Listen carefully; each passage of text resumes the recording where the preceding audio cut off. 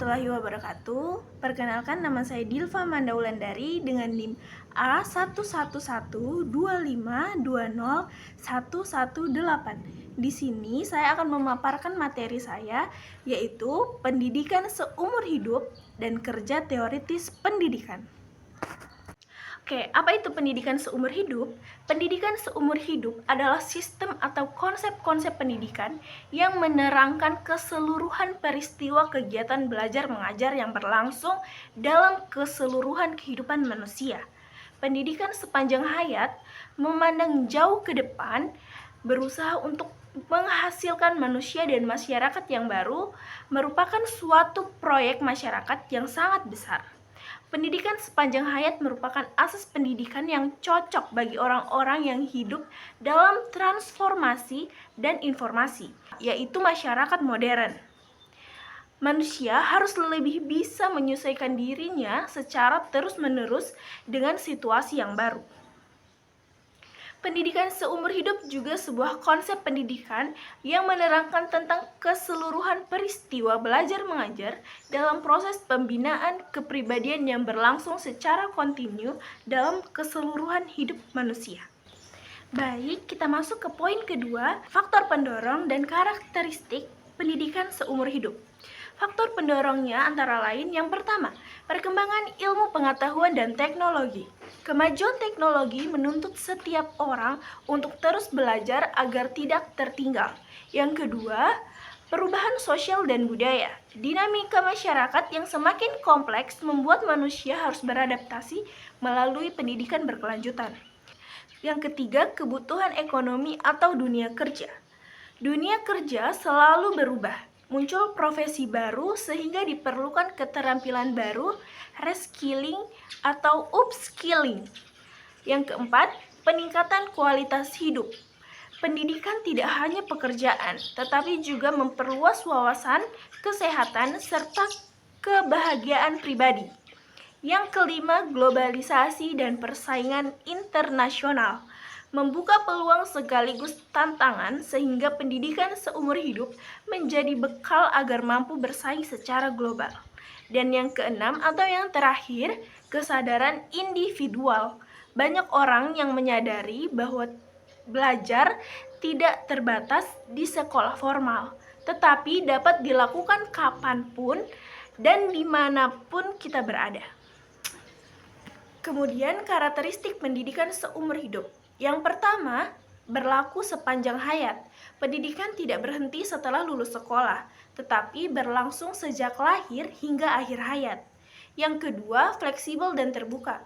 Bisa dilakukan kapan saja, di mana saja, melalui jalur formal, non-formal, maupun informal.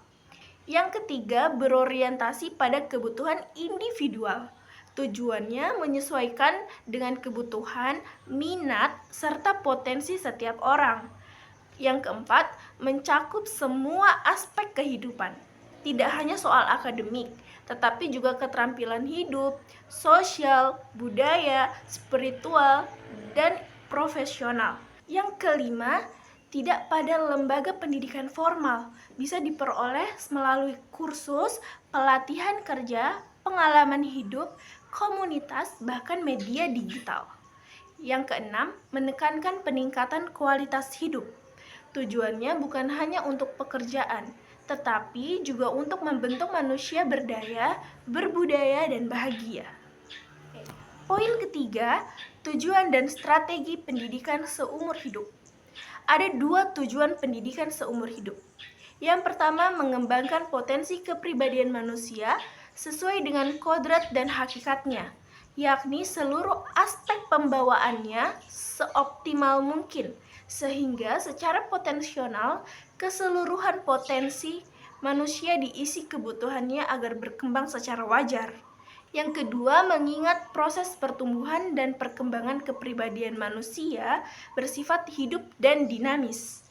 Maka pendidikan wajib belajar berlangsung selama manusia hidup. Dalam Undang-Undang Nomor 2 tahun 1989, penegasan tentang pendidikan seumur hidup dikemukakan pada pasal 10 ayat 1 yang berbunyi, penyelenggaraan pendidikan dilaksanakan melalui 2 jalur, yaitu jalur pendidikan sekolah dan luar sekolah. Jalur pendidikan luar sekolah dalam hal ini termasuk di dalamnya pendidikan keluarga. Pendidikan keluarga merupakan bagian dari jalur pendidikan luar sekolah yang diselenggarakan dalam keluarga dan memberikan keyakinan agama, nilai budaya, nilai moral, dan keterampilan.